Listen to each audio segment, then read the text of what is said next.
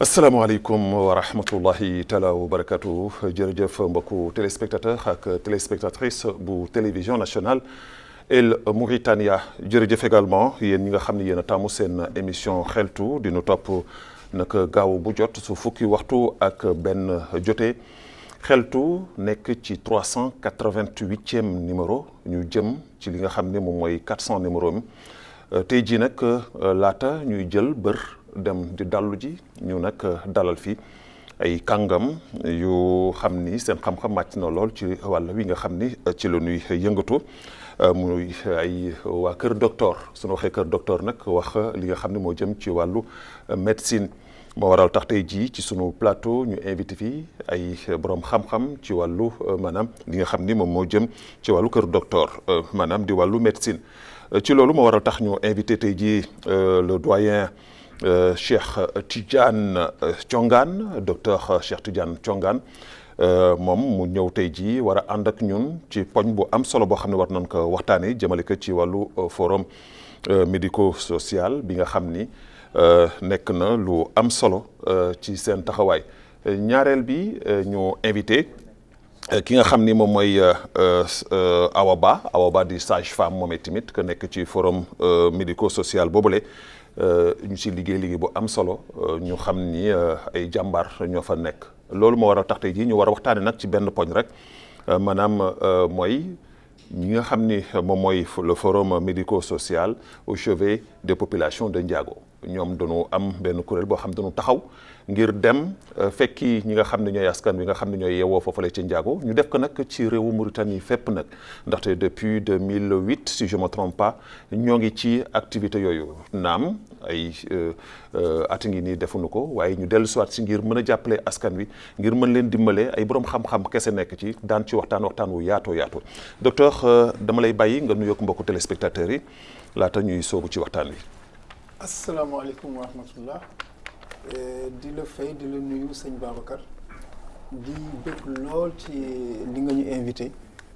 ci turu forum médico-social dëgg-dëgg bànneex la ci ñun itam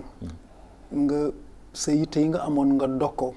ngir une bonne communication donc du forum médico-social donc au nom de tout le forum ñu ngi la ciy sant di la gërëm di nuyu itam say téléspectateurs ak say téléspectatrices bon di nuyu itam sama natango bi ma jàkkaar lool di Awa Ba moom itam muy sage-femme d'État di ci yëngatu depuis 2008 kon nag ñi ngi sant ñëpp di ñaan yàlla lépp luñ fi sotti yàlla def ci barke te mu doon njëriñ amiin yaa rabbal aalamiin docteur maa ngi lay nuyu sage-femme d'État Awa Ba ñu lay gërëm di la sant bu baax a baax di la bàyyi nga nuyoog mbokku téléspectateurs yi ñu soog am di sóobu ci waxtaan bi. waaw docteur maa ngi lay delloo njukkal maa ngi lay nuyu bu baax yow di rafetlu sa teewaay bi fii nga nu invité ci plateau bi waaw comme ni ko docteur waxee rek dañu ñëw wax ci affaire forum bi ak ci caravane bu ñuy waaj a organiser bi au niveau du Ndiago ci date bi ci mois bi ñu nekk. incha allah rabbi ci yàlla ànde lépp lu war de. bëgg nañ ko def waat ñoo ngi lay remercier bu baax ci plateau bi. voilà donc sunu ay invité ñoo ngi noonu docteur Cheikh Tidiane Thiongane lañu fi dalal tey jii tey moom sama sëriñ la invité. invité fi avec également soxna Awa Ba di sage-femme d'État docteur laaj bu njëkk bi may njëkk laaj sax mooy. Le forum médico-social bi nga xam ni moom ngeen nekk muy kuréel boo xam ni depuis des années et des années yéen a ngi ci mais gis nañu ni yàgg na depuis 2018 si je me trompe pas activité amul seen dernière sortie c'était à Gani alors ngeen def le tour pratiquement de la Mauritanie lan moo waral diir boobu ngeen toog mu nekkoon loo xam ne da ngeen doon jàppale askan wi bu bare ci wàll boobu ngeen toog à un moment ay at ngi nii kenn yeggu leen kenn déggu leen fenn lan moo waral tekkaaral boobu. jërëjëf sëñ Babacar xam nga forum médico-social li ko junj mooy ay àndandoo yu baax yoo xam ne dañu bokk seen lépp ñëpp doon ay cadre ñu ci bëri ay borom xam-xam lañu ku nekk am xam-xam buy màjj ci benn wàll ñu daan daje. ñoom fa ñu nekkoon ñu ci ëpp Nouadhibou lañ nekk di waxtaan ba benn bés ñu toog ne mais ñun ci suñu bopp kenn ku nekk yaa ngi sant yàlla am na lu la yàlla may yaa ngi faj say aajo yàlla defal na la sutura mais kenn ku nekk ci ñun mais lan lañ war a mën a ànd defaral suñu réew Mauritanie xam nga am na benn borom réew bu mag bu doon wax ni citoyen bi toujours dafa war a laaj lan la war a defal réewam. ñoom nag yàlla xiir leen ci loolu. ba ñu toogee waxtaan ñu ne ñoom daal affaire politique ñoom intéressé wu leen ay borom xam-xam lañu mais bëgg nañ daal yëngu ci loo xam ne ni mën na jëriñ seen réew. si boobu nag la ñu àndandoon ne léegi dañuy taxawal lu tudd forum médico-social. lu tax forum médico-social lu càggan ni rek ay docteur a ci nekk soo seetloo sax bureau bi membre membre initiateurs yi soo xoolee daanaka ñu ci bëri sax bokkuñ ci côté médical mais ñoom yàlla daf leen xiir ci wàllu médecine xëy na tey président bi docteur la muy docteur Mohamed Fall Nouadhibou mais ka jiitu woon di Cheikh Sidati moom cadre la mais nekkuloon docteur. voilà donc bi yàlla defee loolu yëpp ñu ànd doo def seen structuration def organigramme organisé wu donc depuis 2008 ñoom ñi ngi ànd di liggéey bon visité nañu dem nañ ci ay dëkk yu bëri ay dëkkaar yu bëri yoo xam ne nii dem nañ fa yóbbu fa seen lépp li tax pour répondre directement ci sa question que depuis 2018 daanaka defuñ dara xam nga kii bi aw na fi corona bi aw na fi bon soo dindee ñaari ati corona bi ñetteeli at bi parce que organisation caravane yi day laaj xaalis day laaj ay moyens yu bëri lay doon itam bon su ko defee période boobu yëpp comme cotisation yi ñoom forum civil ñoom ndimbal na ca fekkee loxoy borom mooy seen principe donc membres yi ñooy cotiser ku ne dañuy cotiser weeru nekk dañuy cotiser di denc ci kees ba nga xam ne ni daal lii war naa mët lenn su ko defee ñu jéem a jot organiser te organisation itam dafa diis ndaxte soo xoolee tey bon awa dina ci wax léegi ci wàllu njaago soo xoolee rek dem bi ay 4x4 fay dem soo xoolee léegi membre commission médicale bi ak les appuis ak loolu yëpp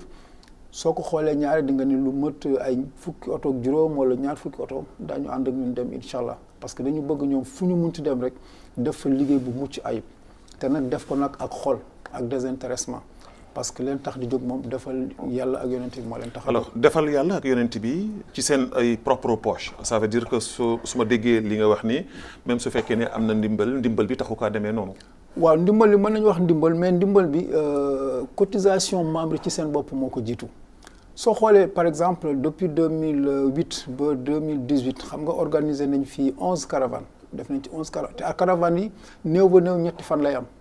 te rek du question garab ak li ngay jox personnel médical bi ak li ñuy lekk parce que personnel médical bi dañ koy def de façon gratuite lépp gratuite la bon mais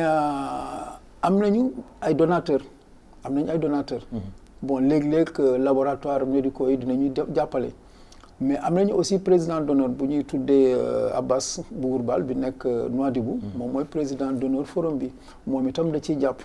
waaye li nga xam ne ni daal moo ëpp solo ci li nga xam ne ni forum bi moom lay liggéey donc ci kéemtalaay kàttanu membre yi la soo xoolee 2018 ba léegi ba 2008 ba 2018 soo xoolee li ñu jot a def dépense ci organisation yi ñu doon def ak dimbali soo ko weesu na 23 millions soo defee total bi yëpp weesu na ko te loolu yëpp soo xoolee ci gën a bëri xaalis bi ci poche membre yi la jógee. loolu moom mooy caractéristique gu forum c'est-à-dire forum lépp lu ñu def ci seen poche lay jógee. lépp lu ñu def ci seen poche am nañu borom yi xam-xam am nañu ci yàlla may te iñaane wuñu ko forum bi. mais est-ce que maanaam li ngeen toog par exemple tey jii toog ngeen ay at yoo xam ne yëngatuwu leen defu leen dara est-ce que amul lu mu freiné lu bëri parce que 6 ans ku sa toog yëngatuwoo wala 5 ans presque yëngatuwoo wala lu ko ëpp sax je peux dire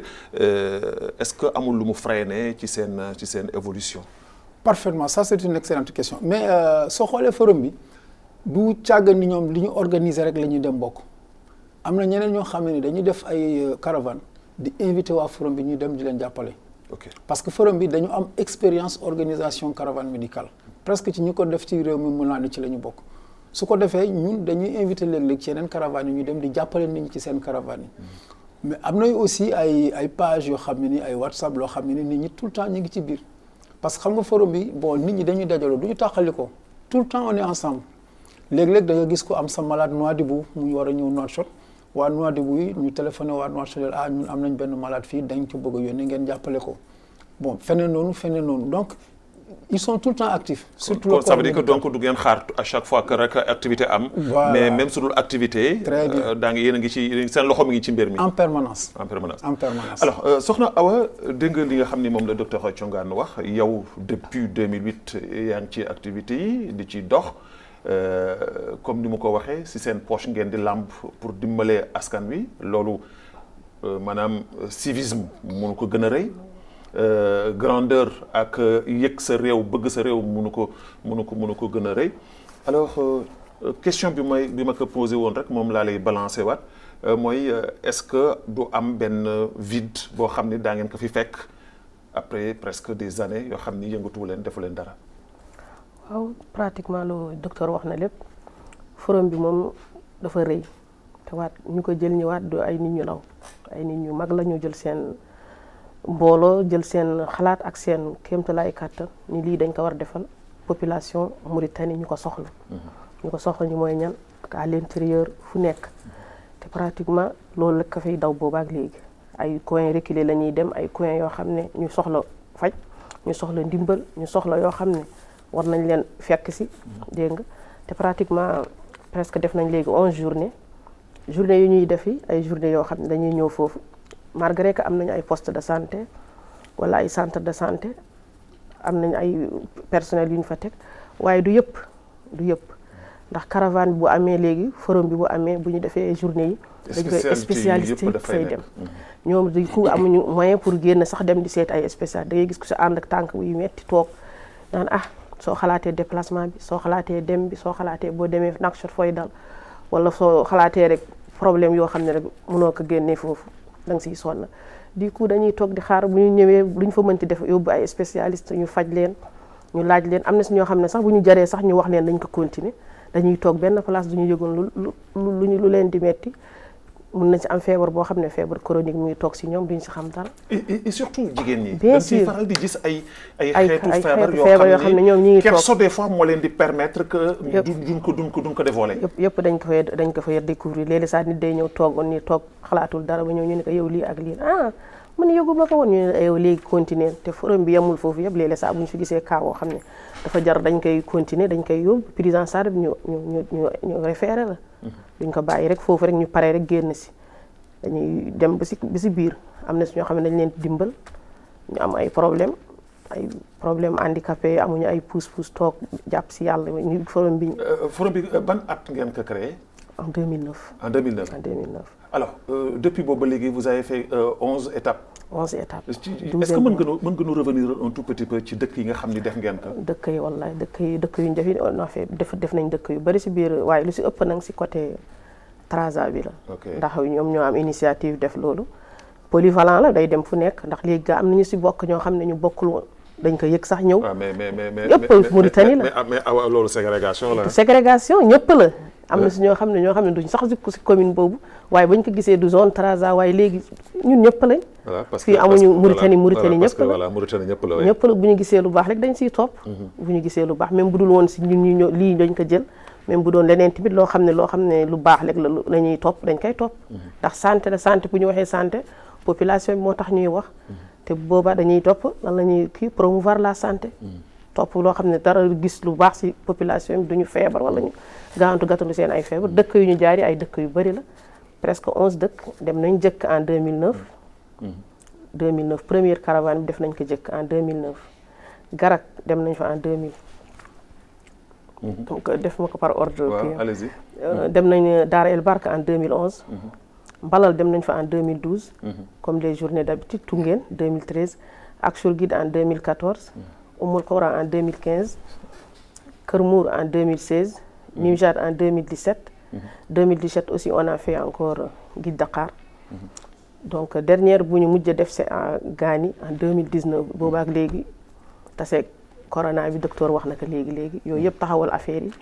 defatuñ benn activité waaye teewul ñoo ngi rassemblé di xool lan la ñu war def di saytu lan la ñu war def léeg-léeg saa tamit defuñu activité bi taxaw na waaye teewul waat wax na ko léegi ñu ngi dem si yeneen activité est-ce que diir boobu ngeen taxaw yëpp at yooyu ngeen taxaw yëpp est-ce que cotisation yi mi ngi doon dem. cotisation yi mi ngi dem ñu ngi doon def ay réunion waaye tellement taxawaguñ ko rek dañuy def bàyyi wuñ ko mu nelaw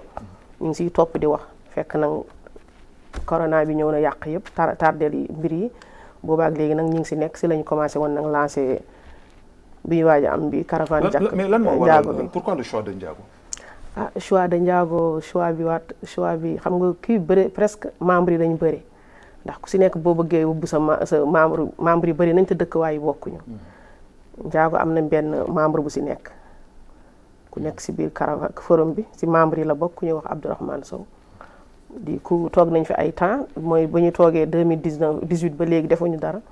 mu def demande am def na ko pas mal de fois te c'est que yëpp taxaw mënuñ def dara. donc priorité maanaam ak mooy membre yi nga xam ne mooy membre yi waaw ñoo demandé ñoo nekk ci biir ñooy demandé ñuy avant demandé waaw mais du ngeen toog rek ngeen xalaat ni kenn nekkul ci membre bi dëkk bi amul ci membre. bien sûr dañ koy def am na ay dëkk yuñ ko def yoo xam ne bokkuñu sax ci membre dañ leen tëb rek def yóbbu foofu am na dañuy yóbbu kii daf ko fu bëgg rek tamit dëkk boobu am nañ soxla nañ loolu ndax fu ñu nekk fi Ndiago ñëpp xam nañ dafa xaw un peu enclavé xaw na sore dëgg la si biir kii bi la waaye xaw na sore yoon beek yooyu yëpp waaye teewul tamit soxla nañ lii tamit soxla nañ gis ñoom ñu xam ñu bokk nañ si dëkk bi bokk nañ si war nañ leen fekk si foofu looloo tax ñu def ko. alors yéen a ngi ci ay at bi ngeen ko taxawalee léegi 2008 ak léegi du tey. alors au juste membres yi ci nekk yi tey jii suñu doon xayma ñaata lay doon tey jii. membres yi en fait membres yi bëri nañ gëj nañ def kii nag nu mu tuddee sax bureau bi rëy na te gëj nañ def effectif bi daal léegi presque am nañu si gën a yokk waaye effectif normal bi global bi buñ ko saytoo bëri nañ. alors mënu ma ko wàññi. alors docteur vous le faites chaque année ngeen ko daan def à un moment donné ngeen arrêté que reprendre ngeen ko mais est-ce que caravane bu toll noonu parce que man je suis témoin parce que fekkee naa ci njëlbeen bi bokk naa ci ñi nga xam ni ci wàllu communication am na lu ma ci dugal sama loxo mais est-ce que forum bu toll noonu ak cadre yi ci nekk yi ak médecins yi ci nekk yi est-ce que benn yoon ci at mi est-ce que tuutiwul. waaw pour dellu si tuuti ci nan la ñuy defee choix site yi. site d'opération yi. bon en fait comme bii par exemple xaw wax na ko. am na koo xam ne ni tey day bokk ci forum bi bokk ci membre yi. yéene ñu defal ko caravane dëkkam. mais lu ci gën a bëri soo xoolee c'est en fonction des besoins. parce que am na ñoo xam ne ni léeg-léeg ñoom ñooy def évaluation yi dañuy ñëw par exemple Nimjat bi ñuy dem Nimjat bon am na ñoo xam ne dañu ñëw ne bon Nimjat war nañ fa dem parce que dëkk la bon ci Mauritanie la bokk nit ñi soxla nañu caravane soxla nañu ay spécialistes parce que xam nga fii Mauritanie daanaka soo xoolee xool ba xool mënuñ ni dans la réalité am na désert médical bon dans la réalité quand même dañu reconnaître ni infrastructure bëri na fii mais problème bi mooy lan mooy personnel. léeg-léeg di nga gis poste boo xam ne ni amul sage-femme bon xam nga poste boobu tey suñu demee ñu yóbbu fa lu mat juróom wala fukki sage-femme ci ñaari fan wala ñetti fan xam nga jigéen ñi li nga wax ñëpp dañuy ñëw daal di bokk si. tu vois dañu daal di ñëw bokk si su ko defee yeneen spécialité neurologie par exemple dañuy yóbbuwaale ophtalmo dañuy yóbbuwaale te spécialité yooyu yëpp ñaare du faral di am ci fi nga xam ne dañ fay dem léeg-léeg da nga gis spécialiste boo xam ne dañuy dem suñu demee ñu déceler benn pathologie ci benn malade su ko defee malade boobu dañuy jéem a fexe nu ñu koy référer Nouakchott te léeg-léeg suñu Nouakchott itam waa forum ñoom ñoo ci topp waaw ñoom ñoo ci topp di ko orienté léeg-léeg di ci jàpp di ci def seen i dërëm ak seen i ñaar dërëm ba yàlla def ci sutura bon quant à ni ko aw waxee aussi ci membre yi xam nga forum bi dafa doon une structure assez spéciale wute nañu ak organisation yu bëri xam nga lu tax base bi Nouadhibou la nekk xam nga mi ngi lay wax en fait Trarza même en fait su dee ñoom ñu ci gën a bëri ressortissant Trarza la ñu mais Nouadhibou la ñu féetee waaw soo demee Nouadhibou bon léegi soo xoolee forum bi daanaka mët nañu 40 dafa am ay membres ba pare am ay sympathisants waaw membres yi ñoom nga xam ne ni cotisation yi c'est obligatoire léegi kii sympathisants yi ñoom dañuy contribuer chacun à sa façon de contribuer xam nga contribution bari na ay façon beneen base bi mooy Nouakchott par exemple ñun ñi ci Nouakchott la ñu bokk Nouakchott à peu près ils sont une vingtaine il y a une vingtaine de membres mais il y a aussi des sympathisants yi moom kenn mënu leen limiter parce que forum bon ku dégg ni forum day organiser rek da ngay bëgg a ñëw bokk mais membre yi nga xam ne ni ñoo ci yëngatu guddi ak bëccëg bon Nouadhibou une quarantaine la soo xoolee Nouakchott à peu près une vingtaine donc plus les sympathisants. mais docteur dafa am benn pàcc boo xam ne dafa ma amal solo lool parce que ci wàllu organisation bi parce que à Guidakhar man j'étais là-bas mais dama gis ni à un moment donné yéen affaire yi daf leen mujj dépassé parce que soo waxee tey jii njaago environnement boobu yëpp suñu déggee ni am na caravane médicale buy ñëw pour dimbale nit ñi ci yàlla tax ñëpp du ne màbb si est-ce que ci wàllu organisation boobu aussi tamit yéen a ngi ci bàyyi xel ak aussi tamit même aller au-delà de ça pour essayer de wut benn renfort boo xam ni dañ leen mën a permettre aussi tamit ngeen mën a matale lépp parce que la leen fa nar a fekk et puis Ndiago c'est mooy ci Trarza village bu gën a peuplé. En fait li nga wax dëgg la mais yow mi fekkee Guidakhar ak Gani je pense que c'était à Guidakhar. oui à Guidakhar je me rappelle plus. bi ñu defee 24 heures ci ëllëg sa. soo xoolee man suma bopp dama obligé ànd ak Khalil Mbodj. ñu dem ba Rosso jëndiwaat ay garab. effectivement. parce que bon xam nga ñun étude prévisionnelle li ñu def. mënta am exactitude. xam nga mënoon ni par exemple man maa ngi dem Guidakhar peut-être dinaa am 1000 malades. léeg-léeg da nga ne dinaa am 1000 malades. mais benn journée bi rek déjà nga def 1500 wala 2000 malades. bon lan moo koy gën a waral. yow da nga ni man damay dem Ndiago mais du village Ndiago ngay sóoraale. parce que ñun actuellement dañu sóoraale li nga xam ne ni moom moo wër Ndiago. benn ñaar aussi personnel médical bi dem bon di ci féliciter aussi liggéey bu rafet bu mucc ay bi docteur Astou Diop di def. bon parce que casting médical bi ren moo ko yore xam nga loolu aussi sant yàlla ci forum bi gis nga forum bi nga xam ne ni ñoom ñoo ko initié woon ñu ci gën a bëri léegi seen jarbaat yi seen doom yi bon ñi nga xam ne ni biñ ci ñëw. lu tuuti lañ woon bon par exemple Hawa Ba bi. bon ndongo daara lu raw sëriñam la. xam nga moom bi muy jàng bon ma jàngal naa ko. c'est une fierté pour moi. aujourd'hui ma ñëw bokk ak moom plateau. xam nga léegi ñu bi caravane bi di commencer boobu xale bu tuuti la. bon étudiante la. waaye voilà c'est ça mi ngi noonu voilà. mais xam nga léegi ñoom suñu demee tey ñun suñu demee dañuy toog ci keppaar xool leen ñu liggéey ñu leen jàppale leen ëllëg ak si biir jeunes yi ñu ngi ñëw Astou Diop boobu par exemple. Si ma mémoire est bonne moom première caravane bi mu fekkee elle était en deuxième année à l'université ba tey mu nekk spécialiste ba tey moom mu yore casting médical bi kii noonu dégg nga moom bi ñu ciy ñëw étudiante la woon donc léegi dem na ba su demee tey mën nañu kaddu sage-femme mën na ko yore parce que elle devient une ancienne voilà donc ñooñu dajale nañ mbooloo boo xam ne ni tey suñu demee ak lu ñu bëri organisation bi tam ni ko yore ku mel ni Khalil Mbodj depuis presque 2 décennies Khalil organisation bi c'est-à-dire organisation logistique yooyu yëpp vraiment moom moo ko yore métti na nag lool soo gisee surtout que forum bi mënuñ at mu nekk ñu def ko ñaari yoon wala di ko def at mu nekk dafa métti gis nga depuis 1 mois si ma mémoire est bonne physiquement financièrement voilà. Parce que même physiquement soo xoolee depuis presque plus de 1 mois chaque semaine am na 2 réunions yu ñuy def avec les réseaux chaque semaine. chaque dimanche am na aussi am na aussi benn page boo xam ne ni les page médicale c'est-à-dire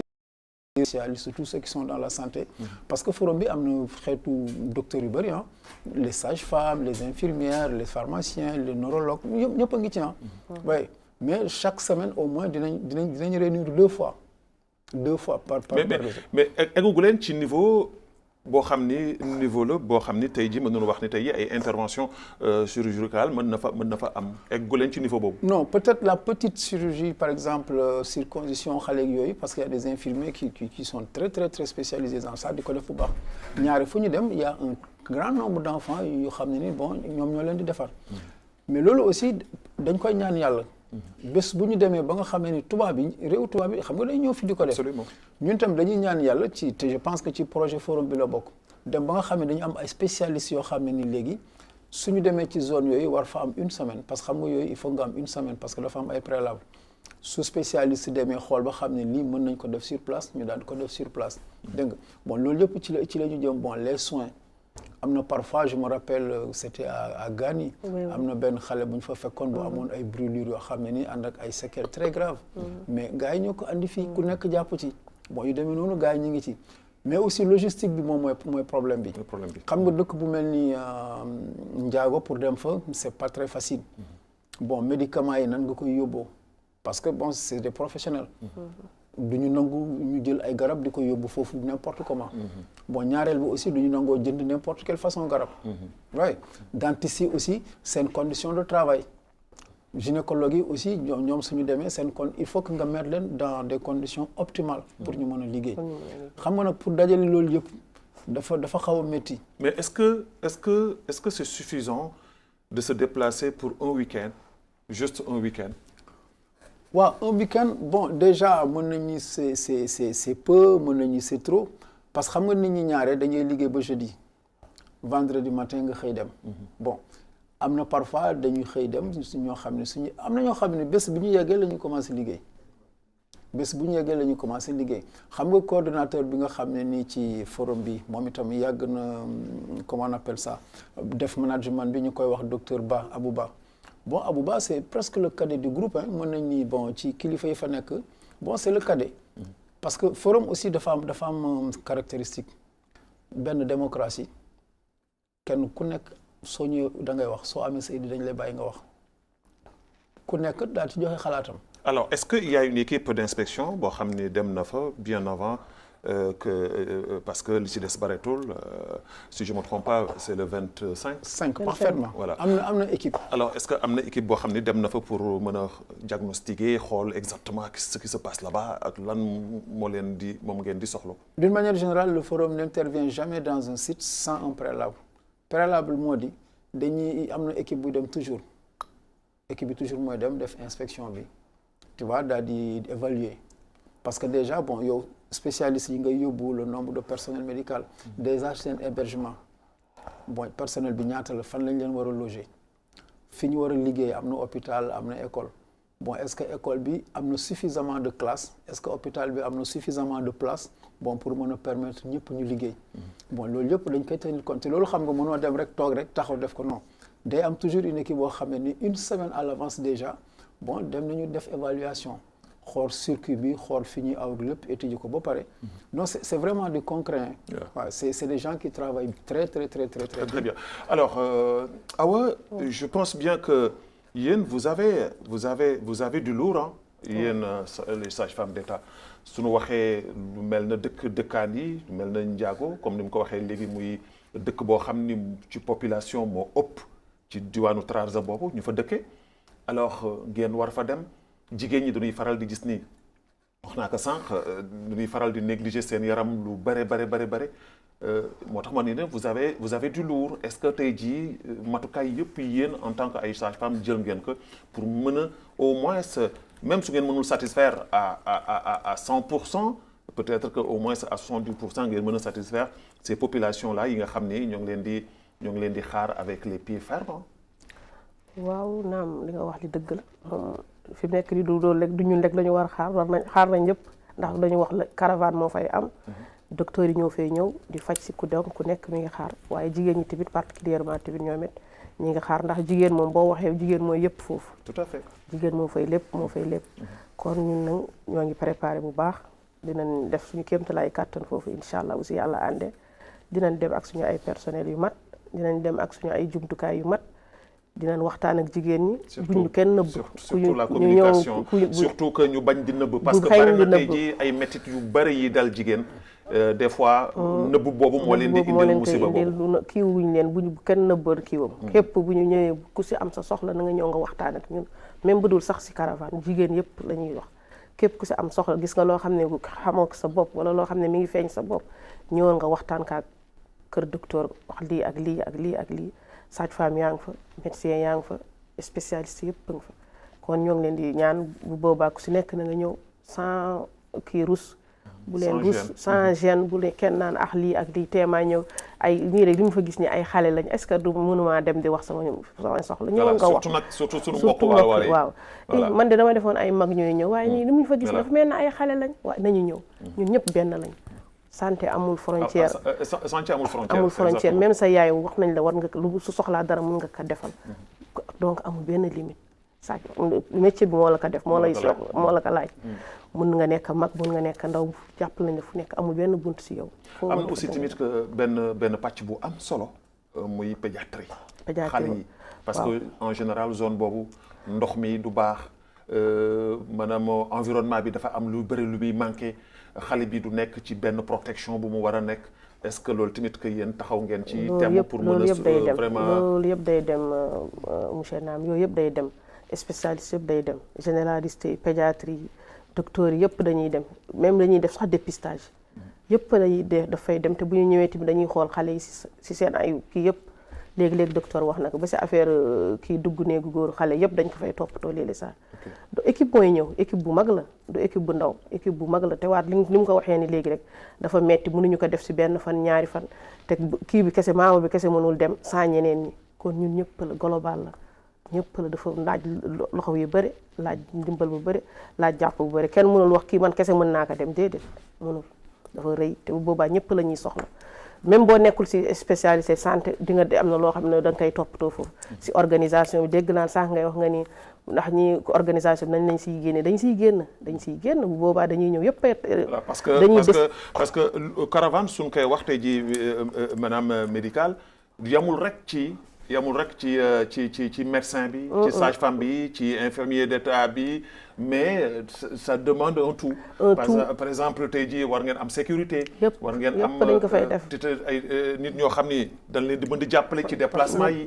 voilà ça c'est important et puis yéen a ngi jëm comme ni ko docteur waxee zone bu xaw difficile comme zone yëpp ndax bu boobaa bu ñu waxee léegi caravane am na ñëppay ñëw dëkk ndawaan yi ñu mbokk yi voisin yi ñu seen dëkkaale ñëppay ñëw ndax dégg nañ la lan la docteur moo ñëw di faj kon ñun ñëpp dañu war dem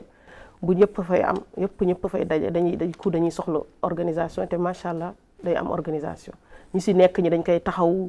kenn du si def ki bu ñu yeewoo yëpp la ñuy taxaw suba teel dañuy jóg def organiser yëpp amul bousculade amul foo war dem da ngay faju fii docteur bi nga soxla mi ngi foofu docteur bi nga soxla am na ñu fa nekk ñoom ñooy orienté fii nga war soxla fajkatu kii bi mi ngi fii mi ngi fii si école yi en général fu ñu ko mënti def yëpp dañ ko fay def am na ñoo xam ne looloy seen liggéey si membre bi lañ bokk duñu ay agent de santé waaye macha allah. cela veut dire que une équipe dana dem. xëy na 2 jours avant waaw équipe bi day dem def visite du site avant loolu waaye en général ñun ñëppay demandoo. su bés bi jour ji ñun ñëppay demandoo bu ñu egsee nag yëpp des tâches sont réparties yëpp lañ leen koy xaaj. mais am ngeen quand même ay maanaam correspondant yoo xam ne. waaw ñoom léegi yëg nañ yëpp fu ñuy mënti dem docteur wax na ko sànq dañuy dem yóbbu ay nit ñooy dem foofu def visite du site xool waxanteeg chef de village waxanteeg waa dëkk bi dañu war am ay gan lii ak lii dañ koy xaar dañ koy pare ñoom it dañuy pare yëpp comme ni ñuy paree ay gan yi seen gàmmu yi ni ñu koy defee noonu la ñuy pare. dara duñ ko fa ki manqué bu ñu ñëwee ñoom dañuy organiser seen école yeeg yëpp dañ koy xamal nit ñi sensibiliser dëkk bi xamal leen ndax lépp ci sensibilisation bu ñu xëy bés bu benn bés rek ñëw tëb ni dañ leen ñëw pour faj leen te fekk yëguñu ko dañuy def visite ñëpp koy yëg préfet bi côté yooyu ñoom dañ leen koy informer. alors docteur tey jii kuy dem ci dëkk daa jaar ci buntu bi tey jii ci buntu bi mooy kilifa ga fa nekk muy maire bi nga xam ne mooy maireu gox ba je pense que ni boo jëlul Humayd moo fa nekk am na da ngeen jaar ci buntu bi muy waali bi est-ce que loolu lépp ci wàllu administration maanaam yemb na defar ngeen lépp pare na parce que li ci des bareetul juste une dizaine de jours. Parfaitement bon ni ñu ko waxee léegi rek xam nga c'est vraiment une organisation très très structurée et très disciplinée. gis nga tey docteur Ba li mu nekk suñu kade su ma woon léegi ne ma pour le forum bon doyen on a besoin de ça et de ça et de ça léegi damay daw dem lijjanti ko ne ko bon c'est fait. kii noonu keneen noonu. En matière administrative, bon, il y a le président, le docteur Mohamed Fall, Nouadhibou. Bon, il y a Cheikh Sidati, en matière d'administration, autorisation par le ministère de la Santé. Bon, ensuite, contact avec les autorités administratives, bon, les autorités municipales. Bon, nous sommes chargés. Et ces lettres-là, je pense que les lettres, ils sont pratiquement tous informés. Bon, mais les gens mënuñ dajal. Moi, que liggéey bi nga def ni aussi en matière de communication, c'est un très très bon travail. parce que def naa ne ren ji li ñu am bon su dee mës nañ ko am itam bon yaakaaruma ni nga ko defee ni noonu la ko defee donc dañuy profiter wàllu ci occasion bi aussi di ñaan kilifa yi xëy na mën nañoo fattu te xel mooy fattu. tout à fait mais képp koo xam ne nii yaa ngi ci zone de Ndiago yaa ngi ci zone de Rosso ñi ngi lay ñaan même suñ la fàttee mbir mi sa mbir la yow yaa ko moom ñun liñ ci am rek mooy ñëw liggéey waaw c'est une équipe pluridisciplinaire te ku lay ñëw di la jàppale ci sa biir gox très bien même su la yëgalul xamal ni fattu la mais yow sa wàllu bopp da nga war a jóg parce que yaa ko waroon def très bien voilà. Donc c'est une équipe pluridisciplinaire donc suñu fas yéene bi su xasee ba jóg rek xam nga nit ki liñ la boole ak li nga bokk du benn waaye li nga xam ne yow ci nga bokk bul xaar ba ñu boole la ci ñun dañuy jóg dem gis nga forum bi du waa Trarza rek forum bi ñëpp la gis nga forum bi c'est la Mauritanie en miniature ñëpp a ci bokk te soo ñëwoon soo gisee gars yi suñu toogee léeg-léeg nit ñi dañuy liggéey presque dañuy wàcc ku dem continuer ci fi ñuy dal di liggéey suñu xasee ba jógee Nouakchott daal suñu xasee ba yegg fi ñu dee yow da ngay liggéey rek am na ñoo xam ne ni comme les dentistes les gynécologues bon je rappelle la dernière fois man bi ma participé à une caravane à Ndiago mais le gynécologue il était tout le temps le dernier à sortir de son poste hein. Oui, parce que oui il était tout le temps le dernier à sortir parce que demande bi mooy bare même les personnes âgées la gériatrie par exemple bon cette fois-ci je pense que dañu yóbbaale ñoo xam ne ni bon dinañ toppatoo mag ñi bon affaire tension yeeg yu demee noonu du xale rek mais même mag ñi même mag ñi méttiti tànk yi bon yu demee noonu dafa bëri ci zone boobu tout à fait bon environnement bi aussi bon ça pose certaines conditions de certaines pathologies mais vraiment di le remercier te am na loo xam ne ni xëy na sax ci lañ waroon a tàmbali mooy comme ni ma la koy waxee nii rek xel moom mooy xel rek allez-y dafa am ñaar ñoo xam ne nii waruñ leen di fàtte forum bi ba mu tàmbalee ñoom ci la ñu bokkoon ñoo ci doon jàpp di ci xalaat di ci yëngu di ci bokk ak ñun te Guy Dakar boobu demoon nañ ci gaani laa dul fàttaliku mais Guy Dakar ña nga foon muy Vieux Dia ak Omar Diop et yàlla moom leen métti na mais yàlla mooy bind mooy soxla mooy jël c'est comme ça ñu nangul ko nag mais ñooñu dafa doon ñoo xam ne ni dañ leen war a rendre hommage vraiment Omar Diop ak Vieux Dia forum bi dañ leen di sant mënuñ leen a fàtte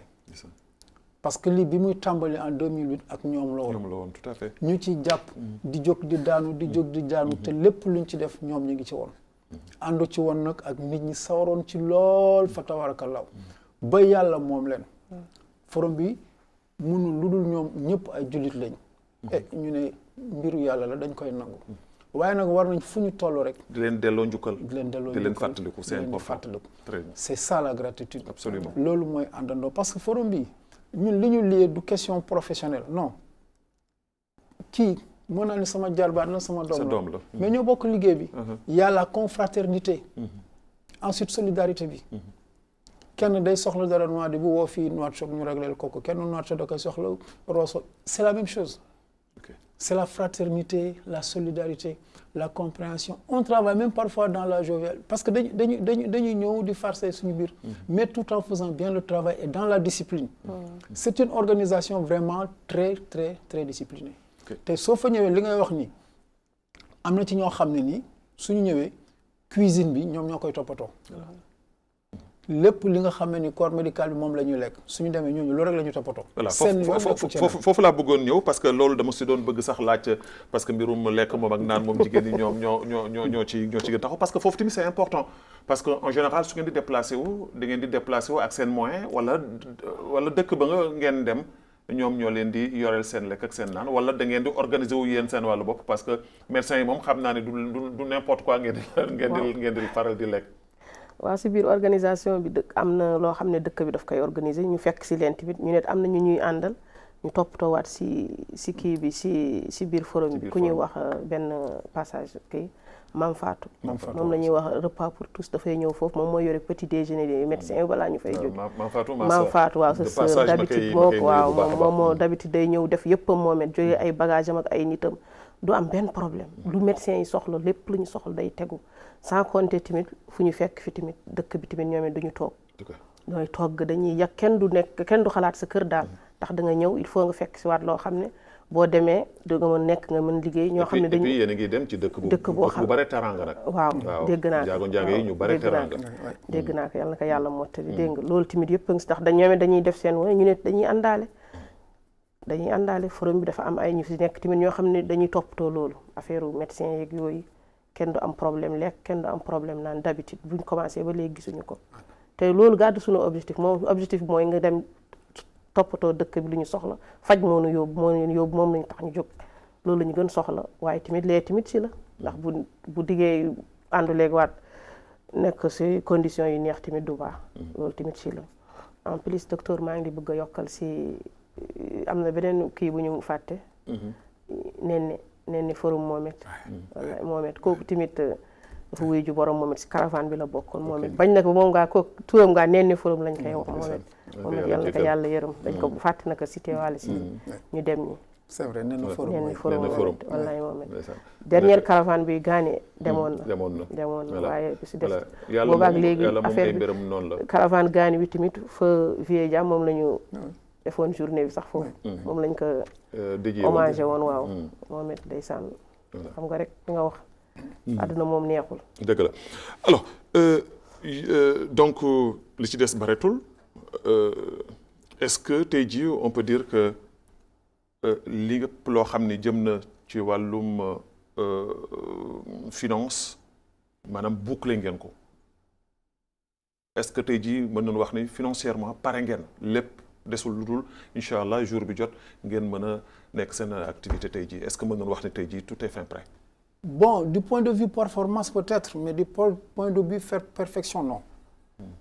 Xam nga le forum, on cherche toujours la perfection. Mais pour atteindre une performance, là, je pense que oui. Le budget peut être bouclé. Mais xam nga comme mënuñu xam yow soo demee ñaata malade nga fay fekk mënoo xam yow garab ñaatay doy. te xam nga njaago ñi ngi dem mais ça va être un peu difficile. Très difficile. Parce que su fekkente ni yenn la zone la comme par exemple yi mu tudd fii ay umul xura ay jëkk ay garab yu demee noonu. Bon mën nga sax de temps en temps nga jël oto nga dem dans une ville nga jënd ay garab dellu si donc pour compenser parce que parfois loo jënd ci garab du doy loo jënd ci garab du doy donc ça va être un peu difficile de dire que oui on a bouclé le financement mais optimum bi quand même atteindre nañ ko parce que njaago su fekkee ni dem ngeen ba tey ji li leen daloon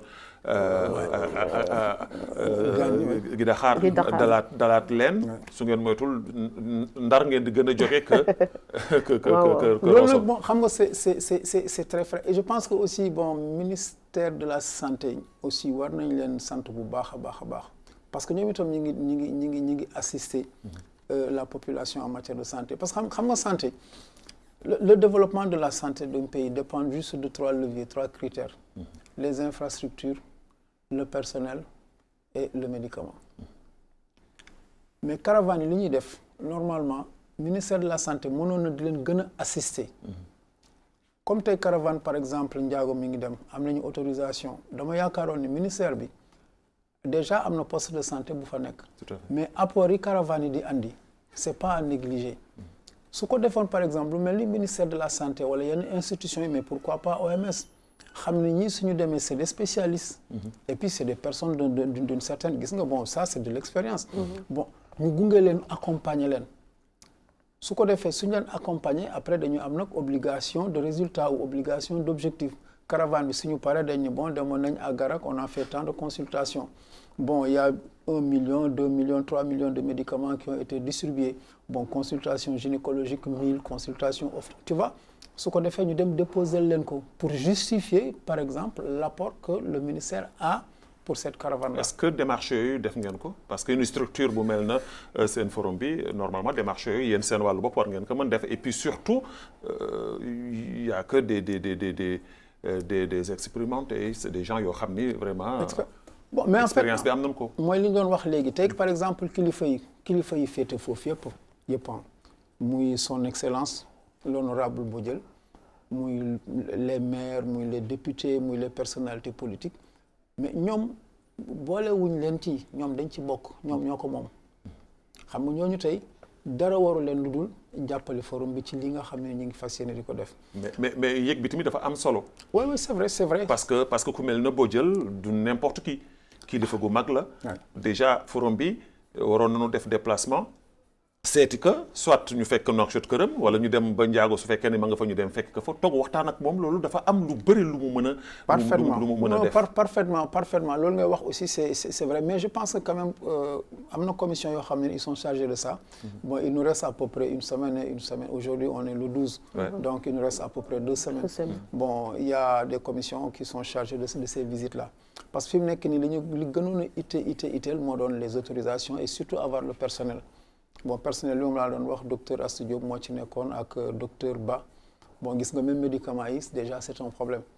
parce que pour avoir les médicaments nécessaires ñu gën a bëri ñu ngi ci yëngatu bon comme Assane Ba docteur Ba bon ñoom ñëpp ñu ngi ci yëngatu déjà rien que pour avoir la liste établir liste bi def devis bi ça prend tout un temps parce que c'est un travail très très sérieux mais yaakaar naa ni dina am commission boo xam ne dinañ daje kilifa yooyu waxtaan ak ñoom waaw bon soo gisee ma waxee ko noonu rek pour fàttali leen la rek parce que kilifa moom kilifa la rek waaw xam nga kilifa cëru yàlla la kenn mënu ko wàññi kilifa moom cëru yàlla daal kenn mënu mais yaakaar naa ni daal ñi ngi ñaan yàlla bon comme ni nga ko waxee Ndiago man dem naa fa ay mbokk lañu man am naa maam bu jógee Ndiago waaw sama maam am na sama maam Ramatoulaye Fall ci waa kër Birame Samba Noor Fall la ñu bokk kon man sama dëkk laay dem waaw sama dëkk laay dem te am nañu vraiment ñoom non vraiment dañuy wax teraanga mais foofu la yema alors ci beneen wàll ku wax Ndiago wax que mu nekk dans le Trarza wax Rosso alors loolu tamit que c'est important est-ce que aussi tamit que bàyyi ngeen xel ci wàll woowu tamit pour mën a seeti kilifa yi nga xam ne ñoo nekk ci diwaan boobu ku mel na le maire Bamba Ould Dramane mu nekk quelqu'un boo xam ni ci wàllu taxawaay bii am na ci taxawaay bu am solo boo xam ni tey jii war na ko mën a taxawee te mi ngi koy def ci beneen wàll est-ce que bàyyi ngeen ci xel ci ñooñu ba ñu négliger kenn kilifa yi nga xam ne ñoo ngi foofu seen ay doom yu nga xam ni doomu Trarza la nekk doomu Waalo nekk foofu moo xam naar bi la moo xam alpulaar bi la moo xam soninke bi la moo xam waalo bi la parce que suñu waxee chemin ma rek wax nañu ni ñëpp xeet yëpp a can bokk alors que pour mën a impliquer ñëpp mu nekk une réussite totale au lendemain de l'événement. Parfaitement man heure bi may wax ak yow démb ci ngoon Khalil Mbodj ak Jo bon ñu ngi Rosso actuellement ñoom ñu ngi Rosso xam nga ñoom demuñ pour non ils sont partis pour faire un travail te xam nga loolu yëpp bon Bamba Ould Dramane aussi bon qu'on respecte beaucoup c'est un frère parce que c'est le frère aussi un ami intime à moi boo xam ne jóge na fii bon ñooñu mënuñ leen fàtte donc mënuñ leen fàtte mais di leen di gën a soññ rek voilà mu nekk un homme important aussi voilà très bien non et puis boo xam ni mën na leen apporter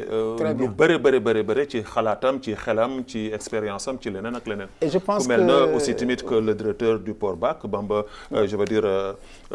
Brahim Fall moom tamit que mu nekk un homme très influent koo xam ni qui est très disponible koo xam ni mën na leen aussi tamit soutenir jàppale leen ci yenn yu bëri mais c'est une occasion sëñ Babacar de le féliciter encore et de le remercier au nom de tout le forum émission bi je pense que porte-voix la nii nga ko waxee yow sa bopp waxal nga ñu ko kilifa yooyu ñu déggee ko noonu te ñaan nañ ni émission bi ñoom dinañ ko déglu effectivement suñ ko déglu itam dina am ñu leen koy déglu te suñ ko dégloo itam déggu ko dinañ leen ko jottali donc communication en fait loolu lay jëriñ tout à fait xam nga ak domaine bu munti demee l'œuvre humaine est imparfaite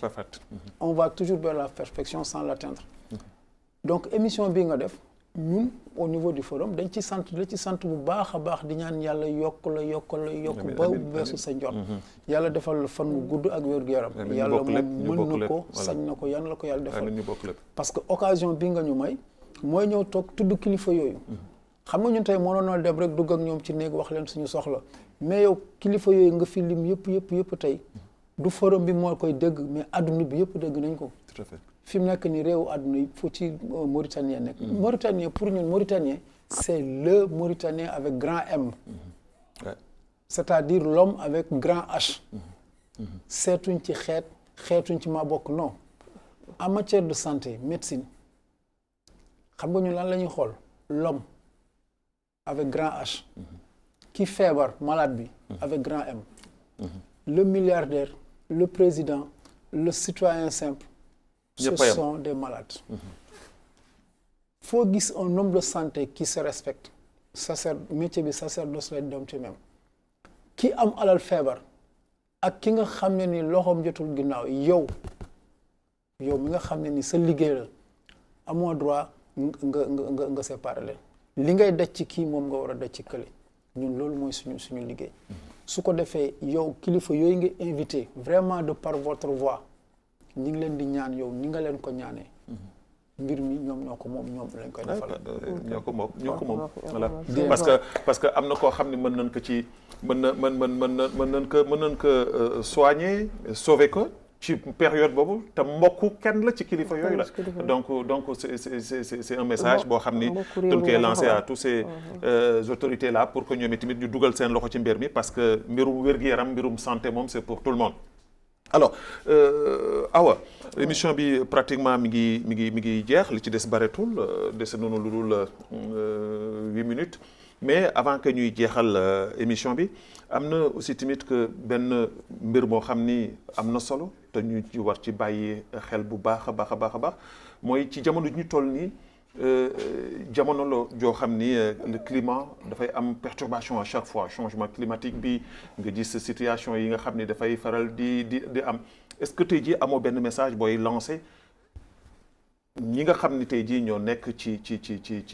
pas seulement ñi nekk ci caravane bi mais ñi nga xam ne ñoo nekk aux alentours parce que aussi tamit que yéen seen message dafa nekk lu message boo xam ne bu am solo la des fois pas seulement des fois ngeen faj nit ki mais conseils yi ngeen di jox yi dafay nekk lu